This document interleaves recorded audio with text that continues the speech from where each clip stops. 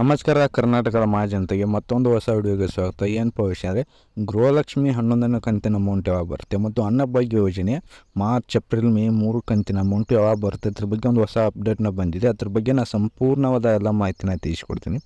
ಅದಕ್ಕೂ ಮೊದಲು ನೀವು ಏನು ಮಾಡಬೇಕಪ್ಪ ಅಂದರೆ ನಮ್ಮ ಕನ್ನಡ ಮಾಹಿತಿ ಚಾನಲ್ಗೆ ಸಬ್ಸ್ಕ್ರೈಬ್ ಮಾಡ್ಕೊಂಡಿಲ್ಲ ಅಂದರೆ ಸಬ್ಸ್ಕ್ರೈಬ್ ಮಾಡ್ಕೊಳ್ಳಿ. ಹಾಗೆ ಪಕ್ಕದಲ್ಲಿರೋ ಬೆಲ್ ಐಕಾನ್ ಆನ್ ಮಾಡ್ಕೊಳ್ಳಿ. 2 ದಿನ ಡಿಲೇ ಆಗಿತ್ತು, 1-2 ದಿನ ವಿಡಿಯೋ ಹಾಕಿರಲಿಲ್ಲ.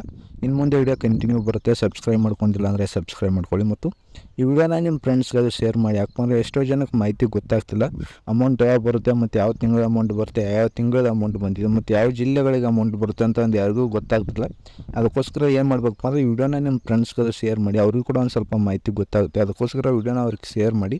ಮತ್ತು ಏನಪ್ಪ ವಿಷಯ ಅಂದರೆ ಗೃಹಲಕ್ಷ್ಮಿ 11ನೇ ಕಂತಿನ ಅಮೌಂಟ್ ಯಾವಾಗ ಬರುತ್ತೆ ಅಂತ ಭಾಳಷ್ಟು ಜನ ಕೇಳ್ತಾಯಿದ್ರು.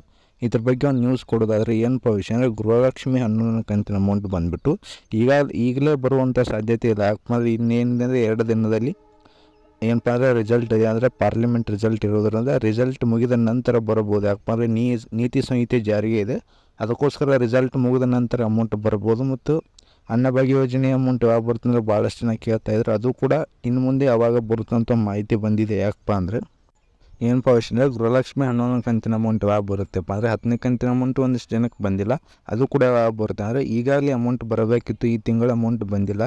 ಈ ಮಂತ್ ಅಮೌಂಟ್ 11ನೇ ಕಂತಿನ ಅಮೌಂಟು ಈ ಜೂನ್ ತಿಂಗಳಲ್ಲಿ ಇವತ್ತಿಂದ ಹಾಕುತ್ತೆ ಅಂತ ಅಂದರೆ ಇವತ್ತಿನಿಂದ ಹಾಕ್ಬೋದು ಅಥವಾ ರಿಸಲ್ಟ್ ಬಂದ ಮೇಲೆ ಕೂಡ ಹಾಕ್ಬೋದು ಒಂದು ಮಾಹಿತಿ ಬಂದಿದೆ. ರಿಸಲ್ಟ್ ಬಂದ ನಂತರ ಅಮೌಂಟ್ ಬರುತ್ತೆ ಕೂಡ ಅಂತ ಒಂದು ಮಾಹಿತಿ ಬಂದಿದೆ. ಮತ್ತು ಜೂನ್ 1ರಿಂದ ಬರುತ್ತೆ ಅಂತ ಕೂಡ ಒಂದು ಮಾಹಿತಿ ಇದೆ, ಬಟ್ ನೋಡಬೇಕು ಯಾವಾಗ ಬರುತ್ತೆ ಅಂತ. ಮತ್ತು ಇನ್ನೊಂದು ವಿಷಯ ಏನಪ್ಪ ಅಂದರೆ ಅನ್ನಭಾಗ್ಯ ಯೋಜನೆಯ ಮಾರ್ಚ್ ಏಪ್ರಿಲ್ ಮೇ 3 ಕಂತಿನ ಅಮೌಂಟ್ ಇದುವರೆಗೆ ಬಂದಿಲ್ಲ. ಇದ್ರ ಬಗ್ಗೆ ನಾವು ಮಾಹಿತಿ ತಿಳಿಸ್ಕೊಡೋದಾದ್ರೆ ಅದು ಕೂಡ ಈ ಜೂನ್ ಮಂತದ ಆ್ಯಡ್ ಆಗಿಬಿಟ್ಟು ಬರ್ಬೋದು, ಇಲ್ಲಾಂದರೆ ಗೊತ್ತಿಲ್ಲ. ಯಾಕಂದರೆ ಈಗಾಗಲೇ ಇಲೆಕ್ಷನ್ ಇತ್ತು, ಇಲೆಕ್ಷನ್ ಮುಗಿಯೋ ಮಟ್ಟ ಅಮೌಂಟ್ನ ಹಾಕಿದ್ರು, ಇನ್ನು ಮುಂದೆ ಇಲೆಕ್ಷನ್ ಇಲ್ಲ. ಬಟ್ ನೋಡಬೇಕು ಕಾಂಗ್ರೆಸ್ ಸರ್ಕಾರ ಯಾವ ರೀತಿ ಬರುತ್ತೆ ಅಂತ. ಮತ್ತು ಕೇಂದ್ರದಲ್ಲಿ ಏನಾದರೂ ಕಾಂಗ್ರೆಸ್ ಸರ್ಕಾರ ಇದ್ದರೆ ಮಾತ್ರ ಕಂಟಿನ್ಯೂ ಮಾಡುತ್ತಾರೆ ಅಂತ ಒಂದು ಮಾಹಿತಿ ಬರ್ತಾ ಇದೆ. ಅಕಸ್ಮಾತ್ ಏನಾದರೂ BJP ಕೇಂದ್ರ ಸರ್ಕಾರದಲ್ಲಿ ಬರ್ತಾರೆ ಕಂಟಿನ್ಯೂ ಆಗೋ ಸಾಧ್ಯತೆ ಕಡಿಮೆ ಇದೆ. ಅದಕ್ಕೋಸ್ಕರ ವೇಟ್ ಮಾಡಬೇಕು. ಅದೇ ರೀತಿ ವಿಡಿಯೋ ಇಷ್ಟ ಆಗಿದ್ರೆ ಲೈಕ್ ಮಾಡ್ಕೊಳ್ಳಿ, ನಿಮಗೆ ಈ ಮಾಹಿತಿ ಇಷ್ಟ ಇದ್ದರೆ ಲೈಕ್ ಮಾಡ್ಕೊಳ್ಳಿ. ನಮ್ಮ ಚಾನಲ್ಗೆ ಸಬ್ಸ್ಕ್ರೈಬ್ ಮಾಡ್ಕೊಂಡಿಲ್ಲ ಅಂದರೂ ಕೂಡ ಸಬ್ಸ್ಕ್ರೈಬ್ ಮಾಡ್ಕೊಳ್ಳಿ. All the best friends, thank you.